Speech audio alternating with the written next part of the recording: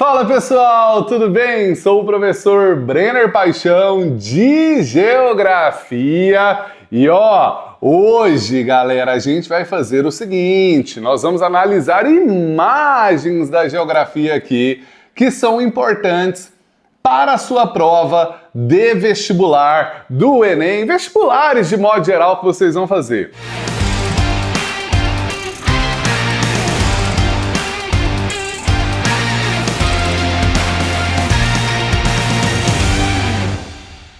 Professor, então quer dizer que eu preciso saber imagem para fazer a minha prova? Precisa! Imagem cai muito ali na sua prova e você precisa saber de imagem para que você analise alguma questão da geografia, beleza? Então vem comigo que vai ser legal pra caramba. Vambora, olha aqui, ó. Primeira imagem, que é uma imagem hoje clássica da geografia, até caiu essa imagem recentemente na prova da FUVEST, é um dos vestibulares mais concorridos do Brasil, e é a imagem que fala a respeito do Mato Piba. E professor, o que é essa área do Mato Piba, afinal de contas? Galera, essa área do Mato Piba é uma área que fica entre Maranhão, Tocantins, Piauí e Bahia. Essa área do Mato Piba é uma nova fronteira agrícola do Brasil. Nova fronteira agrícola do Brasil. Tá, mas que parada é essa de nova fronteira agrícola do Brasil, afinal de contas? Galera, essa área do Mato Piba, que é uma nova fronteira agrícola do Brasil, fronteira agrícola é até onde estende uma produção.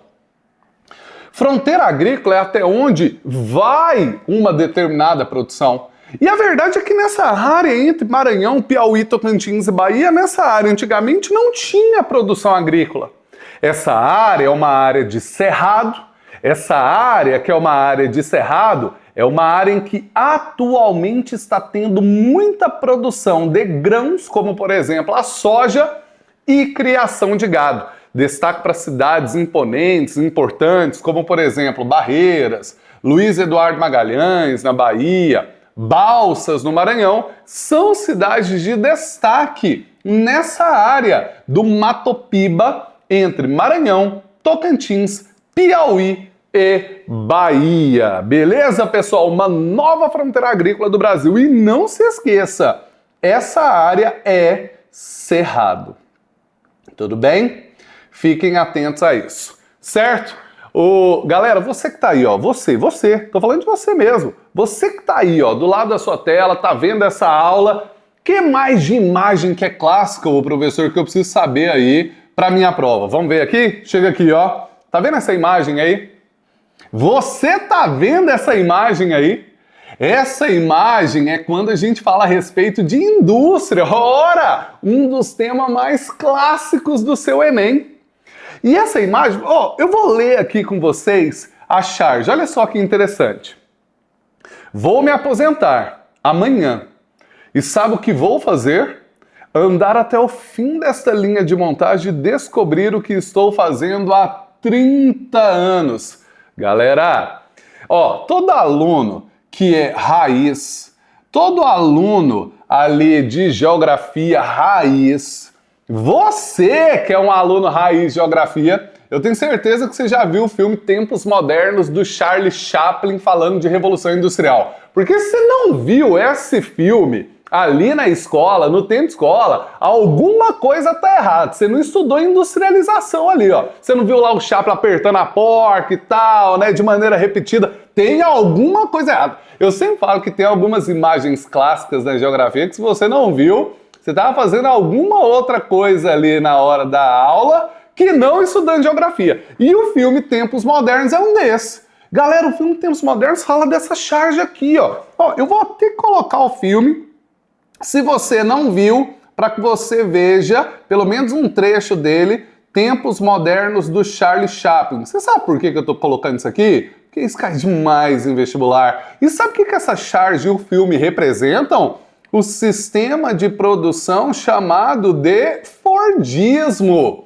O Fordismo é uma produção em série, É uma produção em massa, é uma produção que gera estoques e mais estoques de produção, trabalho repetitivo, longa jornada de trabalho. Esse é o sistema fordista de produção. Para você que não está lembrado, o Fordismo foi uma das causas para aquela grave crise econômica que se estabeleceu no nosso mundo, a crise de 29. Então, quero que você fique atento a isso. Apareceu imagens do Chaplin em indústria, ou essa chart que você está vendo aí na sua tela, que já caiu várias vezes em prova, ele está falando a respeito do Fordismo. No Fordismo, o trabalhador é especializado em uma única etapa da produção. Esse é o Fordismo. Vamos ver mais um aqui? Outra imagem clássica. Ah, moleque! Oi, gente! Essa imagem aqui corresponde a um fenômeno que é conhecido como ilha de calor. Muito comum ali em grandes centros de grandes cidades. Isso é chamado de ilha de calor. Ô professor, o que é ilha de calor? Ilha de calor é quando eu tenho um aquecimento maior das áreas centrais de uma cidade comparado às áreas periféricas da mesma cidade. Isso é chamado de ilha de calor. Você aí, da cidade que você está vendo essa aula, eu tenho certeza que no centro aí da sua cidade, com certeza a temperatura é maior que no entorno na cidade, que na periferia da cidade. Você sabe por quê? Porque o centro de uma cidade tem mais asfalto que retém calor. O centro de uma cidade tem mais prédios que impedem a boa circulação do ar. O centro de uma cidade tem mais poluição que aumenta calor, menos área verde, mais fluxo de pessoas e automóveis, o que faz com que a temperatura no centro de uma cidade, portanto, seja maior que a temperatura na periferia daquela cidade. Vamos para mais uma imagem clássica aqui agora, ó. Vem comigo, vem comigo, vem comigo. Cabotagem. Se liga nisso aqui. Quando eu falo a respeito de cabotagem, olha só o conceito, moçada. Transporte entre portos. Isso é cabotagem. Transporte entre portos. Transporte entre portos é isso mesmo. Gente, o Brasil, ele é um país de tamanho continental, né? Você sabe que o Brasil ele é um país de tamanho continental. Olha o tamanho do Brasil, olha o tamanho da Oceania, por exemplo, né? A gente é um país que tem o tamanho de um continente, cara. E não apenas o Brasil ele é um país de tamanho continental, como o Brasil tem um gigantesco litoral. O litoral brasileiro ele é um litoral tão grande, mas ele é um litoral tão grande que é conhecido como Amazônia Azul. Daí, existe um sistema de transportes que aproveita o tamanho do Brasil e o extenso litoral brasileiro. Chama cabotagem. Olha só, chega uma embarcação bem aqui no Porto Santos. Ó o Porto Santos aqui, ó. Olha a embarcação. Chegou a embarcação aqui, viu lá minha embarcação? Ficou boa? Dá pra perceber que é uma embarcação, será? Oi, gente, chegou minha embarcação bem aqui, ó, no Porto Santos. Daí, ao invés desse navio colocar suas mercadorias em vários caminhões para se espalhar pelo Brasil, ele deixa parte das embarcações ali no Porto de Santos e vai margeando a costa brasileira, parando em porto por porto, deixando mercadorias. Então olha só que show, ó. Deixei mercadorias aqui no Porto Santos. Aí vai lá o barquinho, ó. Lá vai o meu amor, tu, tu, tu. Lá vai meu amorzinho, tu, tu, tu. Lá vai o meu amor, tu, tu, tu. Lá vai meu amorzinho, tu, tu, tu. Remando, remando, tu, tu, tu. Remando no barquinho, E aí vai parando porto por porto, deixando as mercadorias. Isso é chamado de cabotagem. Isso economiza tempo e dinheiro. Bora para mais uma imagem clássica da geografia. Um dos temas mais clássicos da geografia hoje, galera. Ó, eu tenho certeza que o vestibular que você vai fazer vai cair, BRICS. Ó, eu tô falando sério. Chega aqui perto de mim. O vestibular que você vai fazer, eu tô falando que vai cair, BRICS. Quer prova? Quer prova? Vem aqui, ó. Quando eu falo a respeito de BRICS, eu estou falando de uma associação de países emergentes. Associação de países emergentes. Agora, cuidado! Se você marcar na sua prova que o BRICS é um bloco econômico, você vai errar. Porque o BRICS, ele ainda não é um bloco econômico. O BRICS ainda não é um bloco econômico, mas sim uma mera associação de países emergentes. E por que o BRICS ainda não é um bloco econômico? Porque ele ainda não tem um tratado que o qualifica como bloco, estabelecendo em qual estágio de um bloco econômico ele estará. O BRICS é uma mera associação entre países para potencializar a economia desses países que fizeram essa associação e estreitar laços sociais. O BRICS foi criado em 2009 como BRIC. Em 2011 a África do Sul entrou, virou BRICS. E atualmente 6 países receberam um aceite para entrar no BRICS. Argentina, Egito, Etiópia, Irã, Emirados Árabes e Arábia Saudita. Pessoal, o BRICS está em franco processo de crescimento econômico. O BRICS recentemente criou um banco com sede em Xangai, na China, para rivalizar com o FMI. E está cogitando uma moeda que faça frente ao dólar no cenário internacional. Esse é o BRICS que está incomodando grandes potências em franco processo de crescimento, desenvolvimento econômico. Lembrando, países emergentes são aqueles países que têm potencialidade econômica, mas que, por sua vez, ainda possuem muitos problemas sociais. Uou!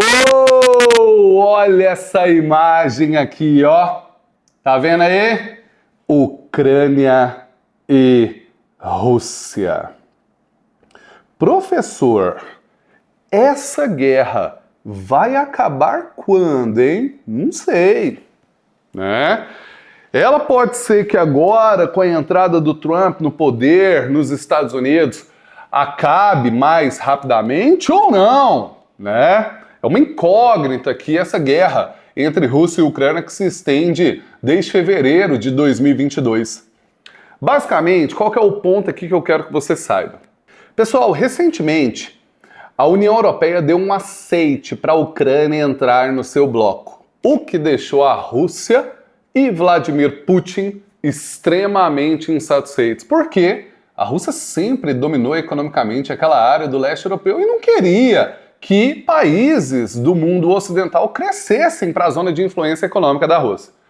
Como reflexo dessa possível aproximação da Ucrânia com a União Europeia, em 2014 a Rússia foi lá e tomou uma península da Ucrânia chamada de Crimeia.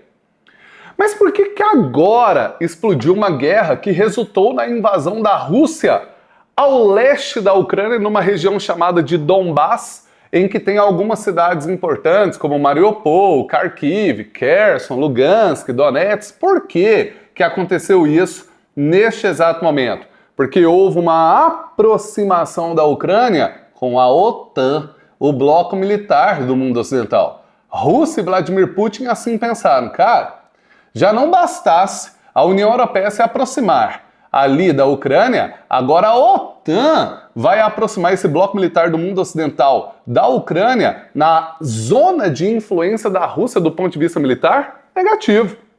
E aí, pessoal, não deu outra. Isso resultou na invasão da Rússia ao leste da Ucrânia em razão da possível aproximação entre Ucrânia e OTAN, explodindo a guerra que se estende até os dias atuais. Esse é o ponto principal que você precisa saber para a sua prova de vestibular. Tudo bem?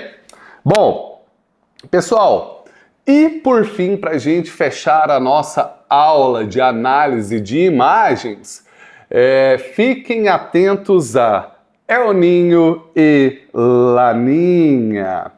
Ouviu a palavra El Niño? Ouviu uma palavra relacionada a um aquecimento anormal das águas do Oceano Pacífico. Ouviu a palavra do Oceano Pacífico. Pacífico, deixa eu errei aqui, Pacífico, aí, deixa eu corrigir, do Oceano Pacífico.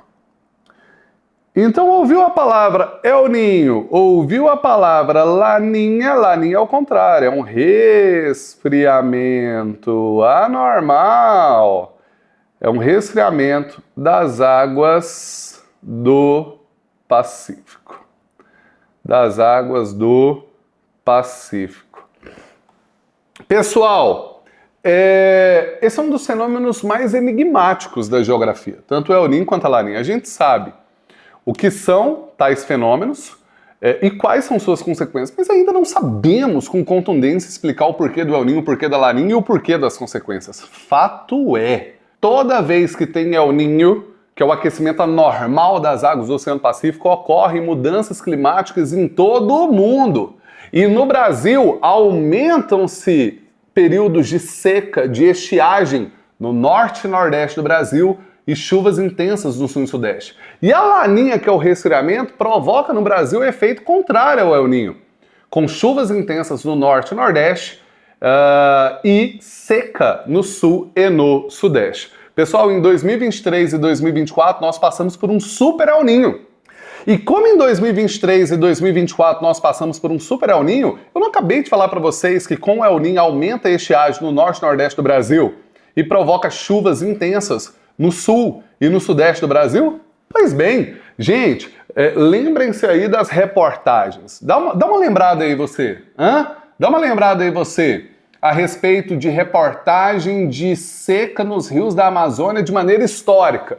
Dá uma lembrada aí você do que aconteceu em maio de 2024 com chuvas intensas no sul do Brasil, reflexos de um super El Ninho. Tudo bem? Moçada, galera, você aí, que tá assistindo essa aula, você que tá assistindo essa aula, eu vou parar por aqui uma aulinha a respeito de análise de imagens na geografia, que é muito importante no seu vestibular. Fechou? Forte abraço para vocês e é isso aí.